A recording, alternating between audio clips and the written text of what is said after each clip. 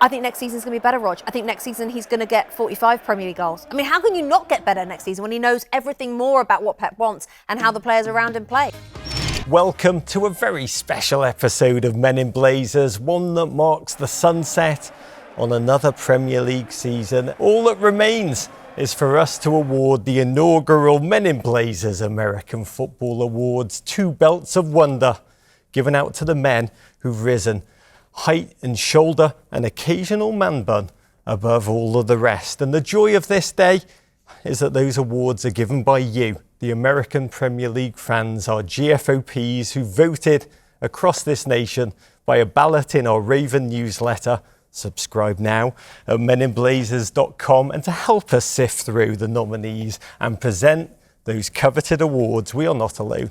It's a joy to be joined by 2 human beings who we admire and revere so bloody much, a pair for all of us who've fallen in love with the Premier League over here, like our footballing parents, delivering every weekend up early the sweet, sweet nectar of Premier League narrative, occasionally chastising our breakfast choices. So Jack Grealish and Erling Haaland, the broadcasting. Rebecca Lowe. The great Robbie Earle. Rog, it's so nice to have you in our studio, by the way. Our pleasure. Lovely to have you here. I've been just sleeping at night here for 10 straight years. It's very nice to be finally allowed on set. I want to thank you, though, and the whole NBC team for the joy you have delivered, brought into every single weekend. We do not take it for granted. We are here to award the first annual Men in Blazers Football Awards. It is a joy to be with you because you both know so bloody much about awards. Robbie Earle, MBE, member of the British Empire, That's right, yeah. and even more coveted, a gent voted as Port Vale's PFA fan favourite in 2007. Amazing. The streets never forget. And Rebecca Lowe, obviously, something even more coveted. She's won a Golden Blazer. I did. Wow. I did win one. I mean, wow. I did. 2, MBE nowhere I wear near it Golden too. Blazer. I think even King Charles would agree with that, but 2 lifelong English football fans. I've got to ask you off the top. In the pantheon of Premier League seasons, where does this season's rank for you? Well, it's difficult, Rog, because I feel like when you're in every season, you think it's a really good season because it's one of those kind of recency bias situations. But this one, I think, has been even more mad than previous because of the 14 managers that have moved on from their jobs, because of the interesting choices that have come in to replace those managers. I was saying today when we were watching one of the games, I was saying it would be like if you went to another planet, came back after 3 months, and what? And then you left again, came back again after 3 months. What? What is this? But it's just incredible. So this is up there. This is definitely up there. I mean, this is the craziest, by the way. I mean, we have a break. We have a World Cup bang in the middle of the season. I mean, when did that ever happen? Feels like it was years ago. Then we get this freak of a centre-forward, Erling Haaland, just come in the league and blow up the record, 35 Premier League goals and counting. It's just been the manager changes. It's just been the most bizarre. The way you describe it, everything's changing. The one constant in our Premier League constellation, just Roy Hodgson, just keeping on, keeping on. Alice in 12th, always in 12th. It is time to get to the awards without delay. And we want to begin with the American Player of the Year award. This is the Men in Blazers equivalent of the Player of the Year as voted by you, the American football fans. And we're going to step through the candidates one at a time, revealing the winner that you have chosen. Vamos, are we ready? Yeah. Always, my friend. Let's dive in with our first nominee, Manchester United's Marcus Rashford. Less a footballer, more an iconic human force. A local lad who's been at United since the age of 6 and had his greatest season yet, proving the life truth that the world feels like a better place when Marcus Rashford's scoring with joy. During that stretch when Rashford scored 17 goals in 19 appearances, all comps, post-World Cup, how glorious was it to witness that period? Oh, he's magic. And as you say, the world definitely feels like a better place where Marcus Rashford is doing what he does on the pitch and off the pitch. The way he plays football, the way he runs at defences, his pace, his passion for his club, the fact that he's a complete local boy really plays into the story. I mean, I'm trying to wrap my brains the last time there was a local out-and-out striker for Manchester United. I mean, you're talking decades ago from down the road where he was brought up. So I love the story. The only thing that when he was scoring all those goals after the World Cup, I'm sorry to bring it up, I was just like, I mean, why didn't he play more at the World Cup? But anyway, that's for a whole nother day. He should have played more at the World Cup because he was on fire. I love Marcus Rashford. Nominee number 2, someone who's brought so much joy to so many. And when Arsenal fans look back on a season of woven dreams and wonder, some of their most indelible memories will be of Bukayo Saka flying down the flank, charging in on goal as if he's on the back of a rainbow-spewing unicorn. Robbie, this is a gent who had double-digit goals and assists this season. What do you see when you watch him play? I see a great human being more than anything else. We've interviewed him, fortunately. We've seen him do press interviews before and after games. We see him talk about the opposition. We see him understand. And the adversity this could come through. Remember the Euros, remember difficult moments in seasons. He comes back, he gets goals, he gets assists. He looks like he wants to stay at Arsenal. No talk about moving on. They're talking about long-term contract. He's looking like he wants to sign. That is a true Arsenal legend, my friend. Moving on to our next nominee, a gent who proves that records only exist to be broken. In 2023, he surpassed the great Jimmy Greaves' all-time Tottenham scoring record and Wayne Rooney's all-time England national team goal scorer. He's now behind only Alan Shearer as the Premier League's all-time top striker in this, his 11th year of being a one-season wonder. Tottenham Hotspur's Harry Kane. Rebecca, can you cast your mind back to those early days broadcasting here in Stamford, your first season in America? Kane was just 19. Played only 10 games that season, started 6, scored 3 goals. How little did we know then? Talk about witnessing the evolution of Harry Kane. Nobody back then. And it's coincided nicely, actually, with our 10 years on NBC, his entire career. You deserve an assist. Without a doubt, we deserve an assist. He back then, I don't think anyone saw what over the years we've seen, not just with his goals, but his all-round play, Rog, which is so underestimated and underrated. He's such a good player in every other department as well. You know what impresses me the most is his mentality. If you watch him closely, Rog, people wind him up, they try to wind him up. He's so cool. I don't know how he does it, but he has a way mentally to remain cool as a cucumber at all times, which I think helps him then go and get some of these goals because he does not get wound up, and that takes a lot, in the Premier League. We call him the Prince on set, the Prince Harry.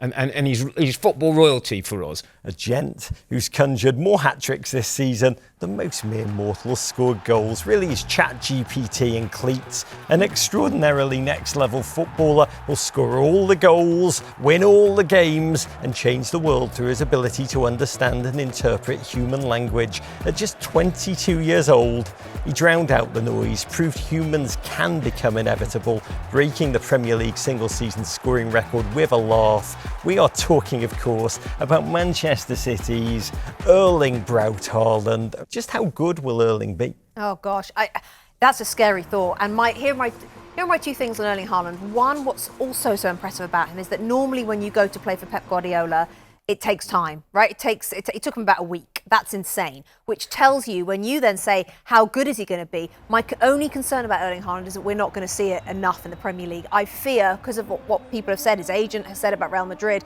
that he'll just do 3 seasons and then he'll go. And that will be a shame from the Premier League's point of view. But, you can't think of that. You have to think about what he's bringing right now. But I think next season's going to be better, Rog. I think next season he's going to get 45 Premier League goals. I mean, how can you not get better next season when he knows everything more about what Pep wants and how the players around him play? And by the way, when he pulls off the man, that was amazing. And I know you did does that. the hair thing, Rog. I mean, now we're talking next level of all time. It's just trolling us. It is like it's like the end of She's All Out, where they shake down their hair and become even more beautiful. But it is incredible. Thierry Henry took a full season to bed in. Yeah. Didier Drogba took a full season. Yeah. This gentleman, as you say, took Dwight 1 week. McNeil, Dwight McNeil's taken arguably about 17 seasons. But now to the moment that you've been waiting for, the first ever Men in Blazers American Player of the Year award winner. Director, roll the tape. Hey everyone, it's Erling here. I just want to thank everyone for voting me as American Player of the Year. It's a real honor for me, and I have to keep going, and thank you for all the support. That's like the biggest trophy he's ever had. Yeah, he wanted one that was Bernardo Silva size. That was his direction. But that man has had a season we will not forget. A gent really is. He's the whole Willy Wonka factory of a player. Really, no surprise that he's the winner, Bex. No, absolutely no surprise. Absolutely. I mean, he has to be everyone's. I think if you vote for anybody else, you're scrabbling around. It's Erling or no one, isn't it? Absolutely. Yeah. To Erling Haaland, to more courage. OK, one award down, one to go. And we go from Men in Blazers American Player of the Year award. Stay with me here to the American Player of the Year award. See what you did there. The best American Premier League player voted on by you, the American fans. Without further ado, here are the 2023 nominees for your American Player of the Year. Number 1. A gentleman who announced himself in the Premier League with bark and bite, attempting to repel all comers by all means necessary. And those means mostly include a propensity for some good old whopping as falls dark arts. Hard to believe that he's just 23 years old and there's still so much more to come. US men's national team captain and Leeds United's Tyler Adams. And Robbie, Tyler is a footballer's footballer. I adore him. He's a heat map Jesus who covers every blade of grass. Never met a 50-50 ball he didn't love. As a player, how much would you have loved to lace them up next to Tyler? Oh, with my game, there's I like to get forward, and then knowing he's got my back, he's got me covered, almost like go where you got to go. I mean, I'm talking about swapping out Robbie Mustoe and putting in Tyler Adams. That's what we're talking about. And we said on our podcast, the Two Robbies podcast recently, top 6 player. Top 6 Robbie Mustoe? No. Oh, no, sorry. Top 6 Top team 5 player. Yeah, top 6 team player, Tyler Adams at his very best. Oh, Tyler has just realised he's got a future. The Two Robbies and Mr. T. To our next nominee, at 35 years old, he experienced the season of his life, drinking from the very fountain of youth and scoring Premier League goals, OK, goals singular, unfurling incredible World Cup performances, unleashing dazzling techers, Fulham captain, man-bun-clad pillar of the US men's national team backline, all-round magnificent human being, Mound City Maldini, Tim Ream. Bex, it took a broken arm to stop this man this season. 35-year-old centre-backs on a team that have had a tenuous grasp in previous seasons on Premier League life. They're not meant to have this kind of a campaign. Even Pep Guardiola marvelled at his level of play. Is Tim an example of footballers extending their careers by playing smarter, not harder? I think so, and Marco Silva would have seen that, I think. And I think, great credit to Tim Ream and the rest of the back line at Fulham for where they are. I mean, no one saw that season coming under Marco Silva at all. Tim Ream has to take a huge amount of credit. I love that he's starting to pursue other things with his podcasts, and I just feel like the arm is such a shame because he must be just thinking, Pep Guardiola's talked about me, said I'd play for them if I was 10 years younger or 11 years younger.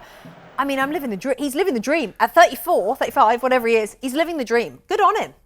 And by the way, that Tim Ream podcast is even better than his football.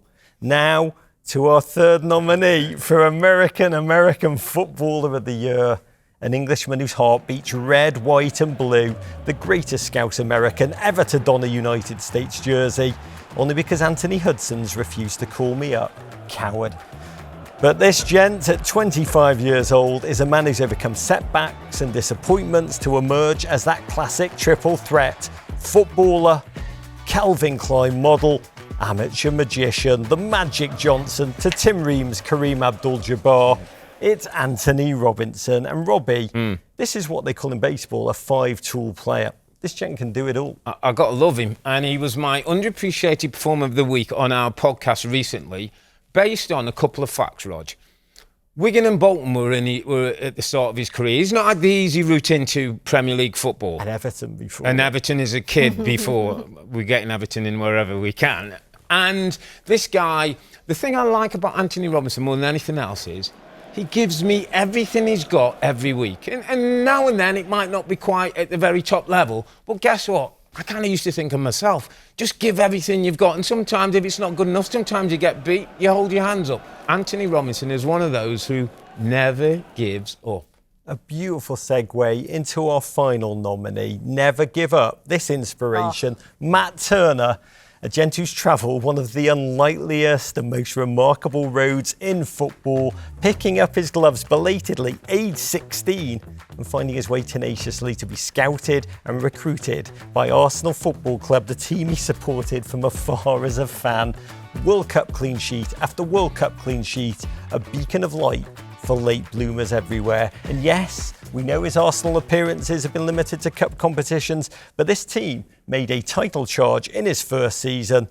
And that has to be because he joined them, right? Can't just be coincidence. All hail Bergen County Buffon Bex. This is a story virtually unheard of anywhere else in the world, not taking up the sport until 16 and then ending up being at one of the biggest clubs in global football. It's magnificent. It is, and I'd love to sit down and really get into the nuts and bolts of his journey, because you're right.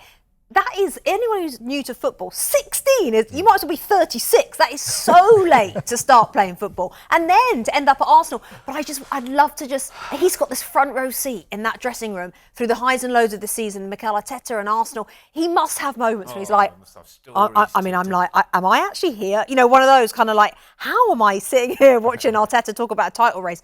But he's part of it. And is one of the most joyous human spirits off the field as he is on it. But to the winner, as voted on by you, the American fans of the Premier League, who've spoken loudly, because this one was a landslide. Our inaugural Men in Blazers American Player of the Year award winner, director. What's up, everyone? Tim Ream here. I just wanted to say a huge thank you to all of you who voted me your American Player of the Year for the Premier League. It's a huge honor to be voted on by yourselves and to win the award amongst the names that were in the running. So yeah, I'm looking forward to defending my title next season. Looking forward to preseason. Obviously, my year has been cut short with this broken arm, but really looking forward to defending the title and getting back out there and winning again. Tim Bloody Ream, an American poet warrior. Robbie, hard to imagine anyone more deserving. Absolutely. I mean, you have to be big to have your award, don't you? Earle Haaland's 6 foot something. He's 6 foot something. Maybe the little guys didn't have a chance. Godspeed, Tim Ream. Heal quickly. You're honestly an inspiration on and off the field. OK, and now to the real stars of not just this Premier League campaign, but every single top flight season. Rebecca Lowe and half of her two, Robbie. Oh, Mr. Earle, you have just finished your 10th season on the air for NBC's Premier League Boys. A decade of your lives you've given to football, you've given to growing it in our nation with this entire team. Can I ask you, when you hear that, 10 years back, what emotions do you feel? That's a good question, Rog. Real pride for sure, and satisfaction. I think when we first started this 10 years ago, coming from England where the rights change hands so often and you're often 3 years in a job, 3 years out of a job, we thought maybe it'll be 3 years, we'll have a good time in America and then we'll kind of be done, it'll go off somewhere else. Amazing. And I know, and now here we are, and by the time this contract finishes, it'll be 15 years. And I just think we feel proud and we feel really content with being able to be the kind of breakthrough. I think it's been, like you said, it's been a real breakthrough for football, this show. And to be part of that, I think is, well, it's an amazing achievement. Yeah. Amazing to be part of that kind of breakthrough, yeah. There's also a responsibility, because I think we've realised when we travel around the country and we do our fan fest and we go out on the road, how much and how important Premier League football is in people's lives. And so there's a responsibility in terms of what we say, how we deliver it, how we broadcast, being authentic, hitting every team.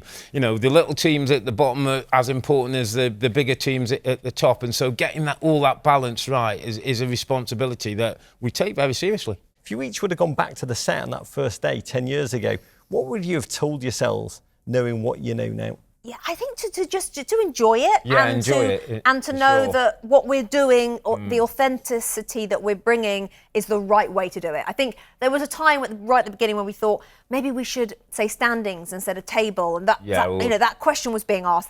That's an example, but everyone at NBC said no, be authentic, and I think I was nervous about doing that because I didn't want to alienate, but actually that was the right thing to do. My biggest takeaway, and I don't know what I'd be telling myself, is about kids who were 9 or 10 when we started 2013 are now 19 or 20, are now the consumers of Premier League who are going over to England to watch games, who are coming to FanFest. These were kids who were playing who for were Premier League teams. When you correct. speak to some of Brendan the Americans, Aronson's brother Paxton said to me, "Oh, I met you when I was 8. Great, thanks. That's Yeah. that's cheered me right up." Yeah. I mean, these players like Brendan, for example, is a perfect example. He's watched us since he was since he was a child, and now Oh, they're good Lord. 20-something, and the But next we're still the viewers same are- age, of course, Of course, as we were back then. But I'm going to change the subject with my last question. Look forward 10 years. Dream with me. What do you imagine we'll see here in the United States? the relentless trajectory continuing. I mean, there is no doubt, and we've talked about this many, many times, that the eyes have now been opened on this sleeping giant that we call America in terms of football. It has been sleeping for so long. NBC woke it up 10 years ago. In another 10 years, it will be everywhere. It's bigger than some of the sports. It's catching that are up some of the here other right sports. now. It's already caught some of them up. The growth is just going to be incredible. There's a new set of fans waiting to be engaged that take it to the next level. Yeah, there's not many things left in the world that grow, especially in America. This is growing. I just want to say huge thanks to both of you, the entire staff here at NBC, from all of us Premier League fans, for all that you do. And to you Americans watching at home, thank you for all of your votes, your insights, your joy, this wonder all season. Let's keep making great memories together through sport. Let's not take a second for granted. Bring on the Women's World Cup. Bring on the Premier League tour to the United States this summer. This is Rog saying big love and courage. Subscribe here for more Men in Blazers videos and courage.